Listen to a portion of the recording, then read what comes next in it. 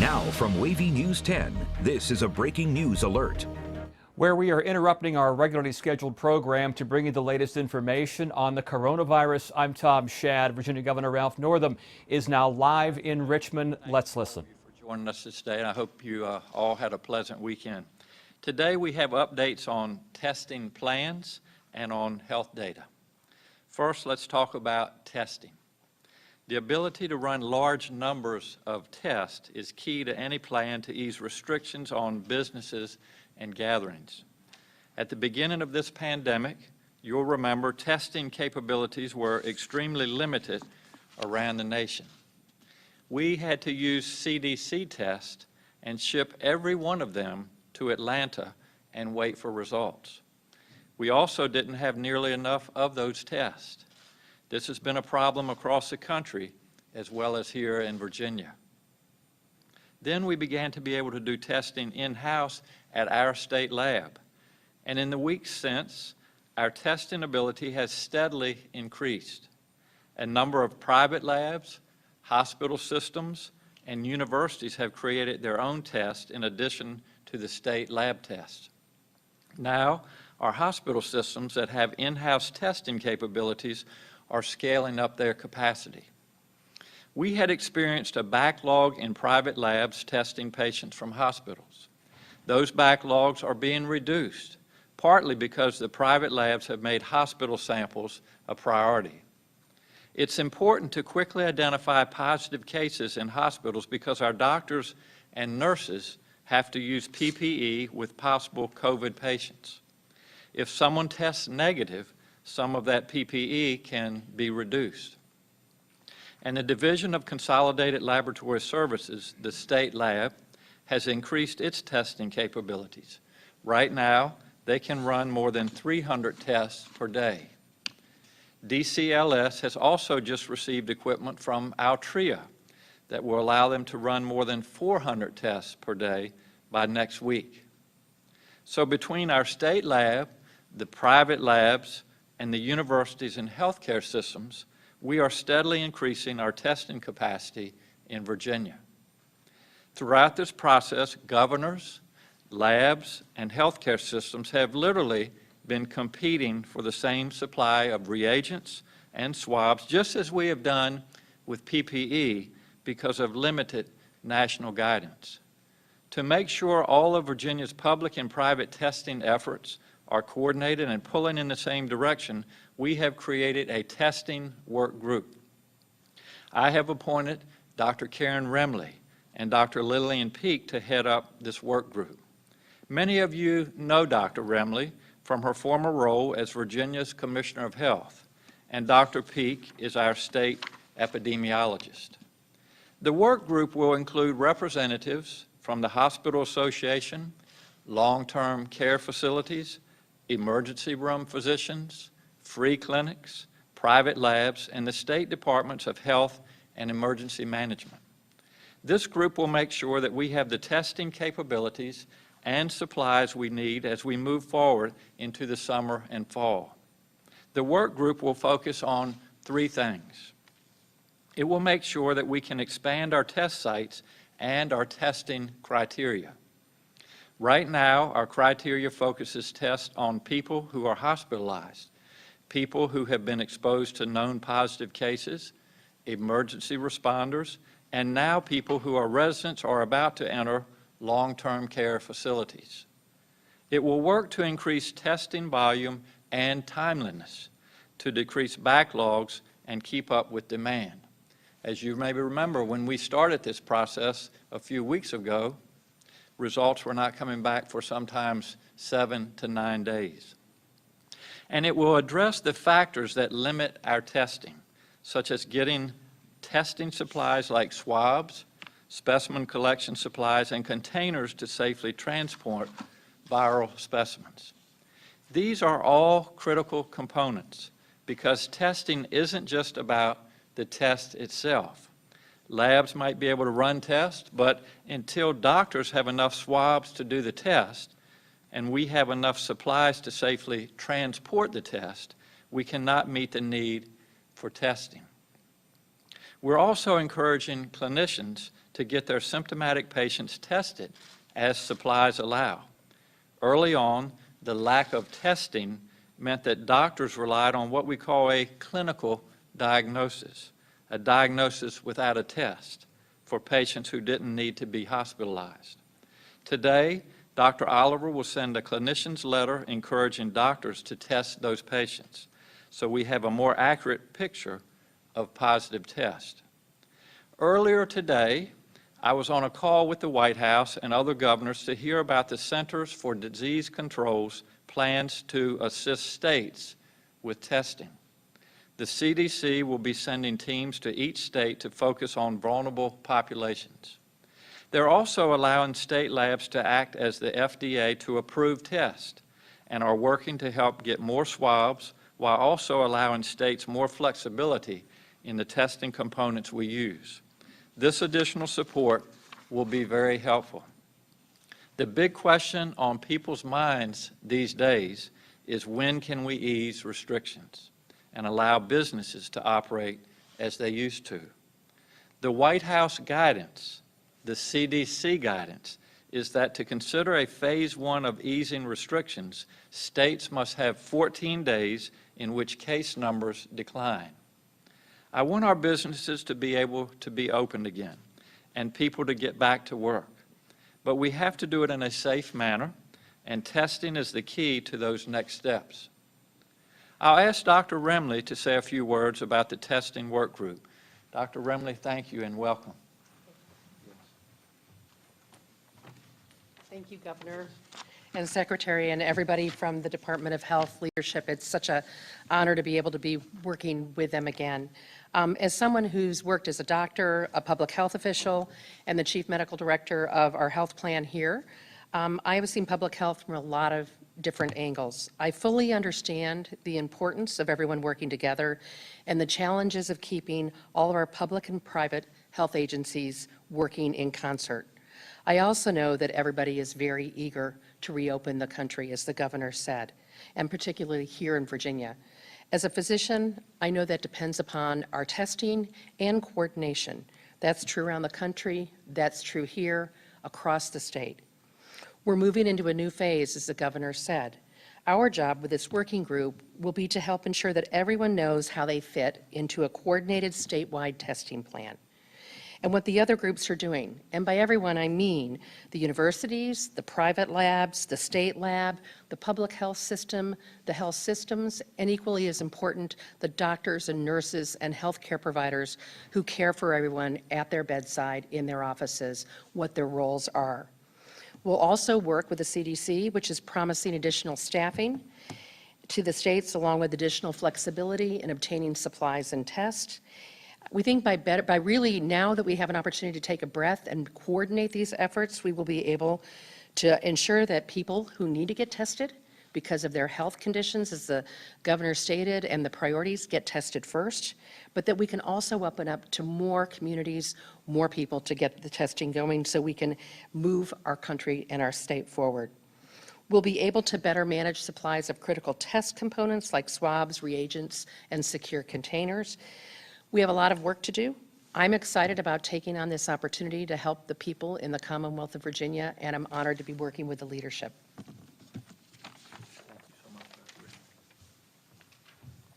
Well, thank you, Dr. Remley. We have based all of our decisions thus far on science and data. I understand the need for the public to see more of the data that we're using. That's why, starting today, the Department of Health will expand the data it shares with you, the public. On a daily basis, the Virginia Department of Health will share numbers of cases, hospitalizations, and fatalities by locality. It will also share the number of cases, hospitalizations, and fatalities at the health district level with demographic information such as age and/or race. Ensuring that the public gets this type of information is a critical part of VDH's job as the Public Health Department. I'll now ask Virginia Health Commissioner Dr. Norm Oliver to provide a health data update and explain the data reporting, and then we'll hear from Dr. Laurie Forlano to provide an update on long-term care facilities. Before I ask Dr. Oliver to come forward, we put out an executive order last week regarding clinicians from other states, regarding nurse practitioners, et cetera. One of the things that we failed to put in that executive order was to allow PAs, physician assistants, to be part of that medical team, and I've had a lot of questions about that. Nurse practitioners and PAs play a very important role in Virginia, and we want both of those to be included as we move forward. So that was an oversight on our part, but we want to make sure that our PAs and our nurse practitioners feel that they're valued and we appreciate all their work. Dr. Oliver. Thank you, Governor.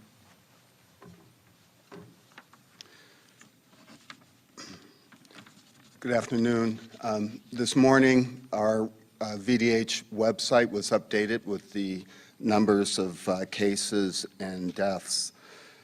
The total number of cases now stands at 8,990 cases, and that's 453 more cases than in the last 24-hour period.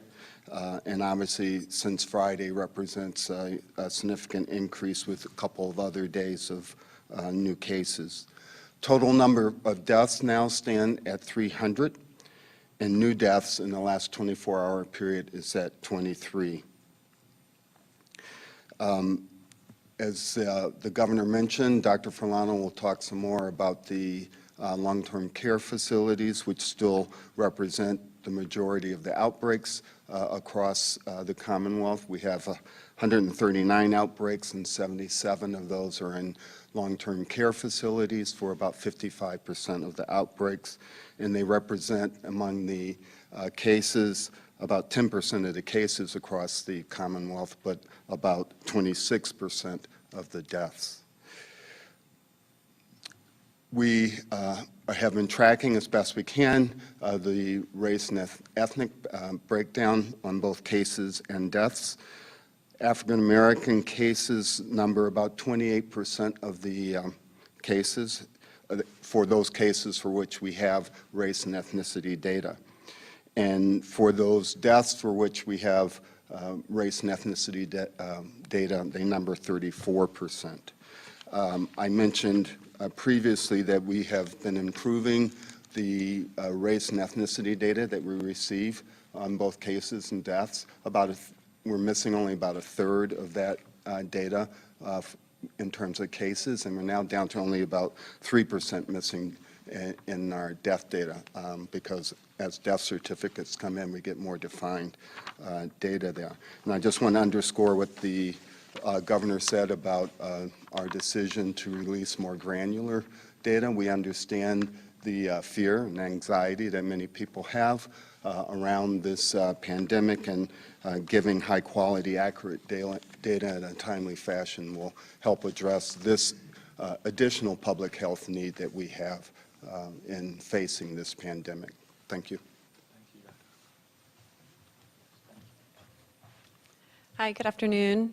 I'll have a brief update about our long-term care facility task force. As Dr. Oliver, I believe he already spoke to the outbreak numbers. 139 outbreaks in total across all settings have been reported as of today, and 77 of those, or about 55% of them, are in the long-term care setting. There's been a lot of activity over the weekend in working to shore up our processes and procedures for supporting expanded testing in these facilities, and I'm happy to report that we've already received requests, and we're working through deploying those resources and support to these facilities.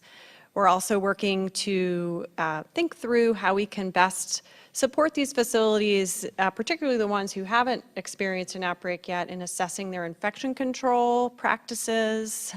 It's always good to refresh your practices around infection control and how to control disease transmission. We'll be working with CDC to hopefully offer some virtual assessments or tele-assessments on infection control to some facilities.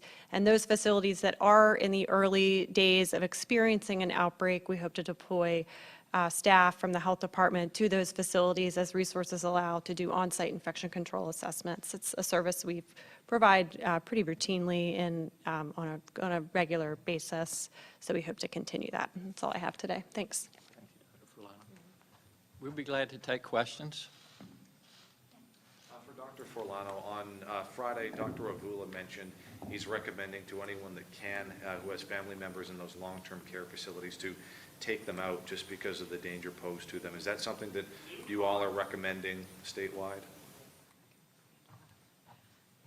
Thanks. So the question is, are we making a recommendation regarding families bringing loved ones home from facilities that are experiencing outbreaks? Is that right? I think I've fielded this question before. I think if and when that's possible for a family, certainly that is an option. I think it's important to acknowledge that not every family is in that position to be able to do that.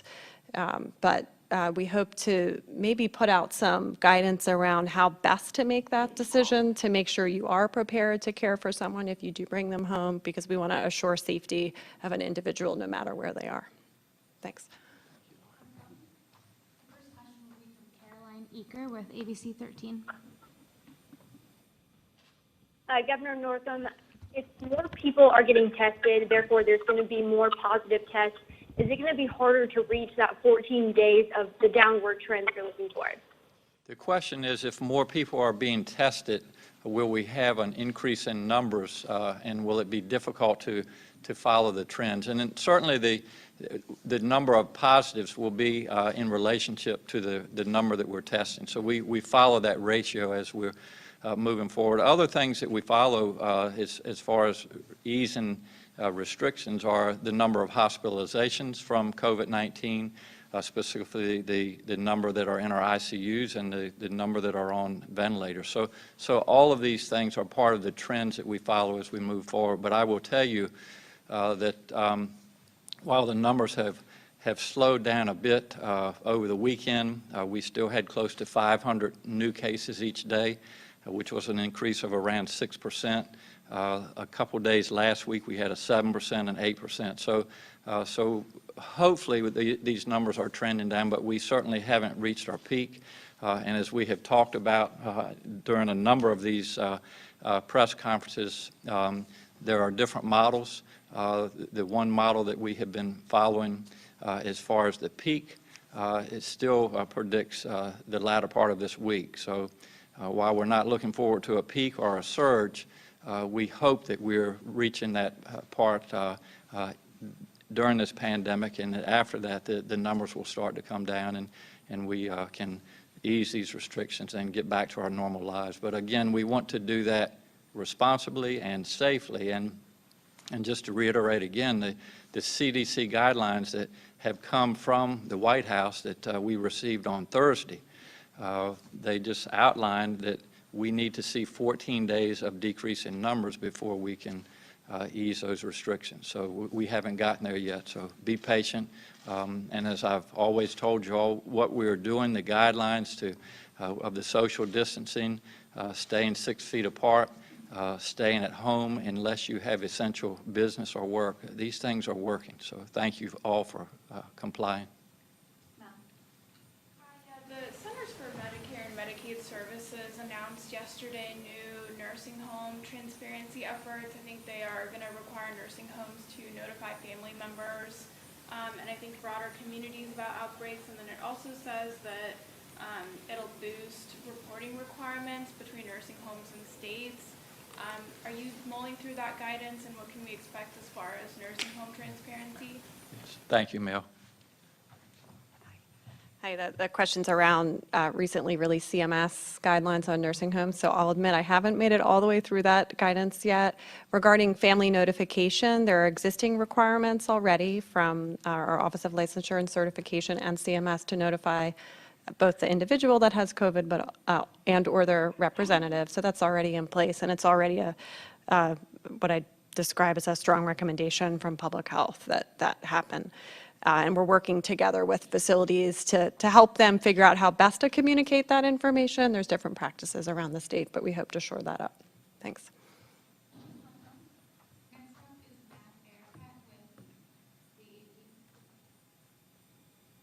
Hi. The latest flu report from the state health department shows the flu season in the state coming to a real abrupt end after causing about 1,500 deaths in the state.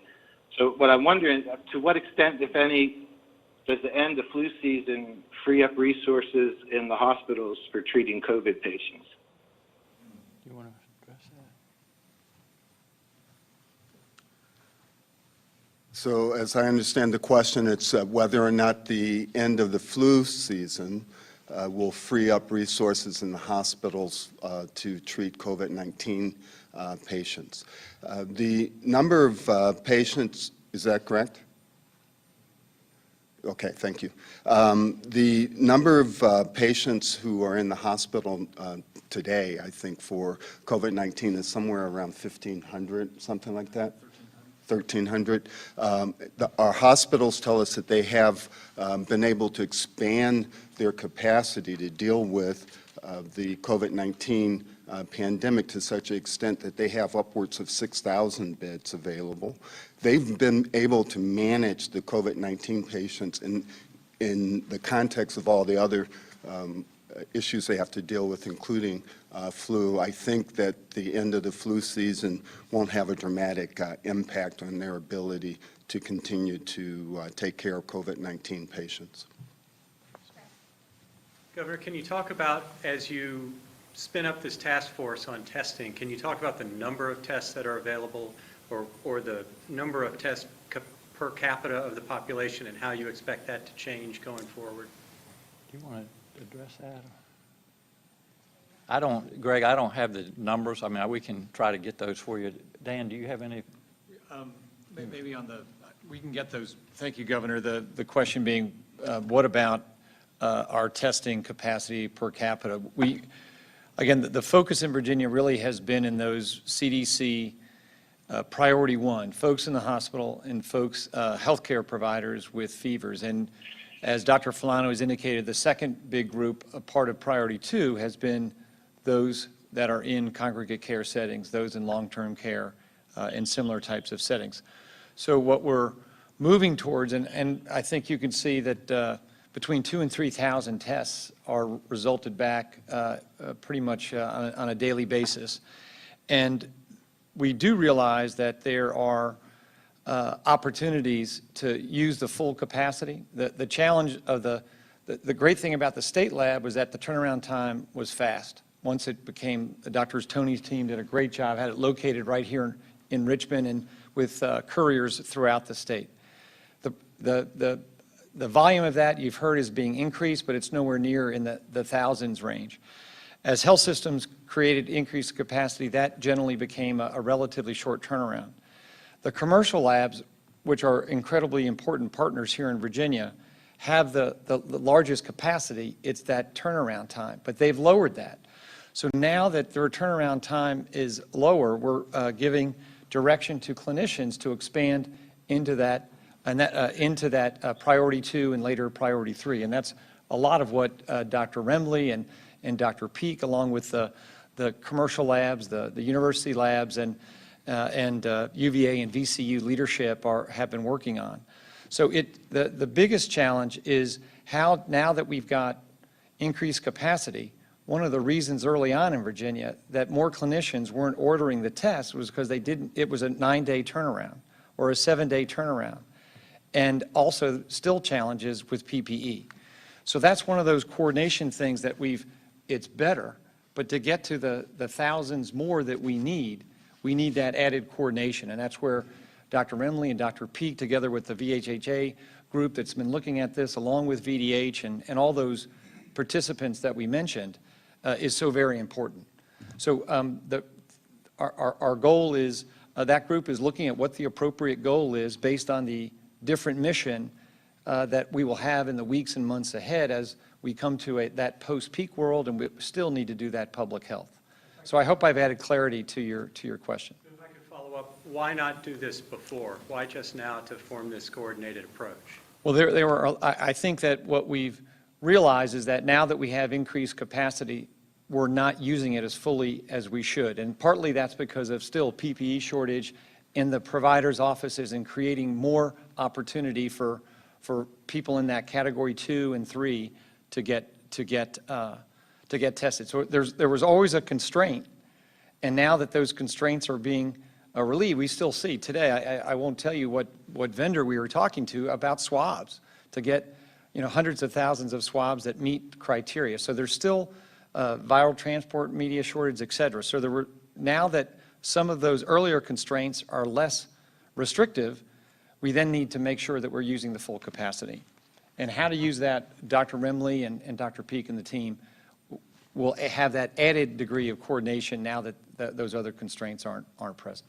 Are you saying that the state hasn't yet set a goal for how many tests per day we want to complete? Is that something that you're working through? I think that's exactly right, to say 7,000 or 9,000 or 12,000 a day without exactly the rationale of how that serves. Total number of tests is not the same thing as deploying a test that meets both clinical criteria, it's adding value to the individual patient, or adding value to our full understanding of how this outbreak is behaving. So I think we need to make sure as we expand capacity, we also want to make sure we're using it wisely so it adds to our understanding and planning and the impact as the governor in the weeks and months ahead work to open up our economy in a safe and effective way. Just to follow up on that, Mel, and I think those are great questions. A couple of things I would say, as we move forward and ease these restrictions, we need to look at screening, we need to look at testing, tracking, and then isolation as needed. And one of the things that Dr. Remley and our team will be working on is how do we do that tracking? And we're going to do that through the Virginia Department of Health, but that's going to take workforce to do that. And so Dr. Remley has actually been working with our volunteer corps. Will some of those actually come on the payroll through the Virginia Department of Health as we do that tracking? Because we've got to look for hot spots as we move forward. Another large part of Dr. Remley's responsibilities and what we're talking about when we coordinate all this, it's going to take resources, financial resources, and we have resources available through the relief fund from CARES, and so her input in doing this is going to be very helpful to our Secretary of Finance, Aubrey Lane, as we move forward. So it's really, we've been working on a lot of these things, Mel, as this has evolved, and now this new group that we're putting together is just a way of coordinating a lot of what we've been doing in the past.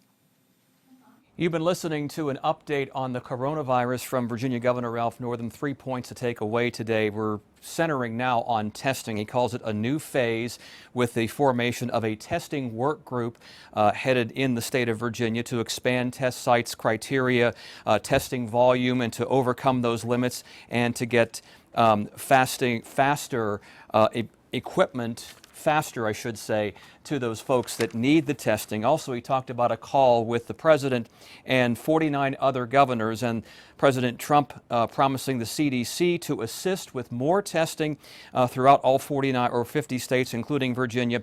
And of course, the governor also talked about that CDC guidance with the White House, 14 days of declining case numbers before we can begin to reopen the economy. Those guidelines, of course, came down on Thursday. Of course, talking mostly about science and data being the criteria before Virginia can safely reopen.